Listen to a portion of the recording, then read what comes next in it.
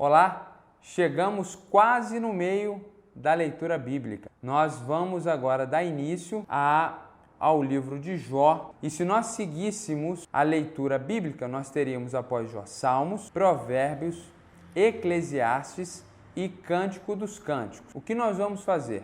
Nós vamos dividir esses livros em duas categorias e vamos fazer 2 livros introdutórios. Essas categorias não foram criadas por mim, mas elas são propostas pelo próprio livro, pela própria escritura. Por quê? Nesses livros que eu acabei de dizer para você, nós temos 2 tipos de literatura. Se você não está familiarizado com esse termo, pensando na língua portuguesa, nós temos poemas, nós temos textos jornalísticos, nós temos textos argumentativos, textos científicos, e cada um desses textos são formas literárias, são formas de você fazer literatura, formas de você produzir a escrita. Igualmente, nós temos isso na Bíblia. E nesses livros aqui nós temos 2 literaturas, 2 gêneros literários. Primeiro, nós temos livros de sabedoria, livros sapienciais. E também nós temos livros poéticos. Quais são desses 5 livros os sapienciais? Jó, Provérbios e Eclesiastes.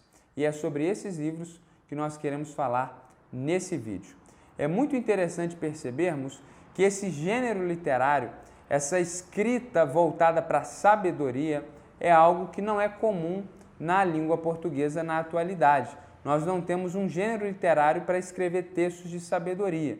Nós temos ditados populares que são ditos muito simples e corriqueiros, onde estão expressas sabedoria popular da nossa cultura, mas nós não temos uma forma de escrita sobre sabedoria.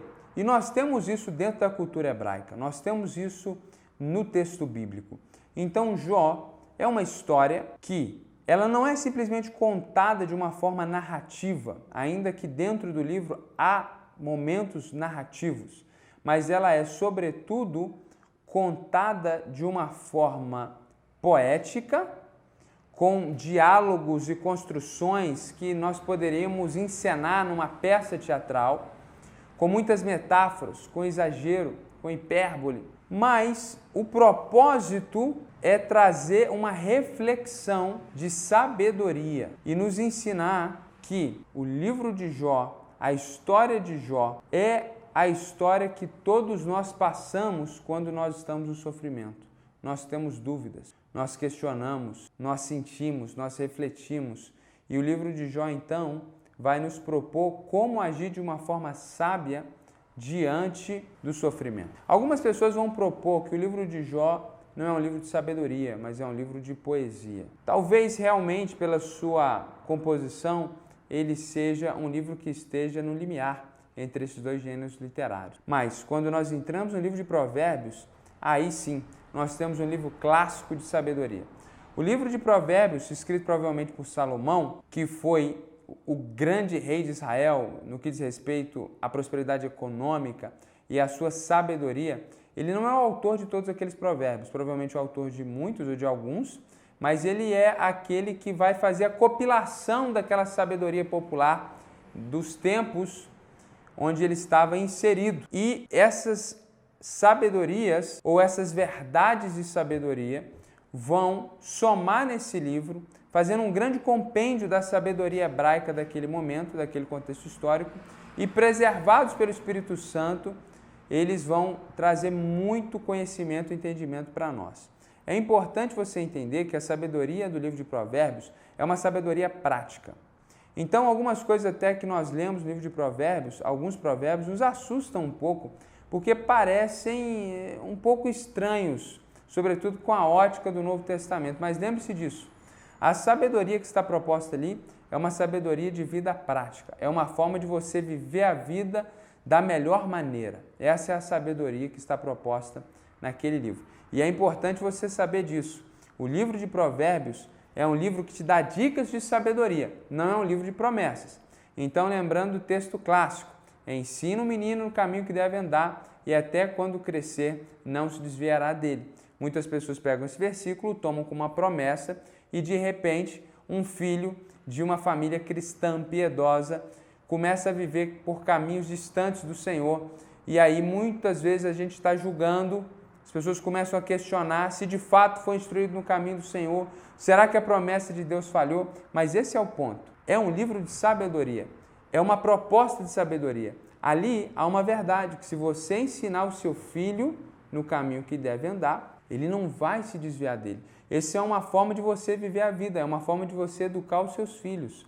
Mas não é uma promessa, porque existe um outro aspecto que é a liberdade do seu filho, que o livro e o versículo não está preocupado em responder, porque não é um tratado teológico de como o seu filho vai receber educação cristã e vai se comportar diante dela, mas é um provérbio de 2 linhas, que tem muita sabedoria, que nos ensina essa verdade de que o que nós ensinamos para os nossos filhos, e se nós intencionalmente desejarmos ensinar eles os caminhos do Senhor, há uma grande probabilidade que o caráter deles seja forjado à luz disso. Mas há um outro aspecto, que é o aspecto da liberdade dele, que o texto não está preocupado em resolver, porque o provérbio não é uma promessa, não é um tratado teológico. Então nós temos que olhar o livro de Provérbios dessa forma. E a leitura dele é uma leitura que, nessa leitura bíblica, onde nós somos encorajados a ler 3 capítulos por dia, nós vamos lendo e muitas vezes não temos tempo de absorver essa sabedoria. Mas é muito interessante, eu quero propor a você que, paralelo à leitura bíblica, em algum momento da sua vida, talvez, você leia o livro de Provérbios, lendo um provérbio, um versículo por dia. E medite naquele versículo, naquele provérbio o dia todo, porque ali há muita sabedoria para a nossa vida prática. E nós vamos ver muitas vezes o texto falando de filho, chamando o leitor de filho, porque essa é a ideia da sabedoria que está com aquele que é mais velho e que passa essa sabedoria para aquele que é mais jovem.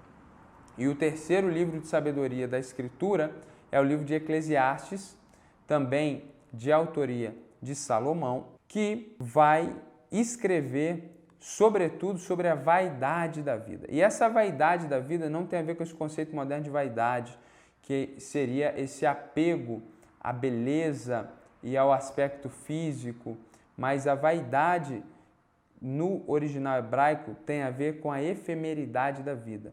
O texto que diz por muitas vezes em Eclesiastes, vaidade de vaidades, poderia ser traduzido literalmente como sopro dos sopros, ou seja, tudo é passageiro, como um sopro que passa.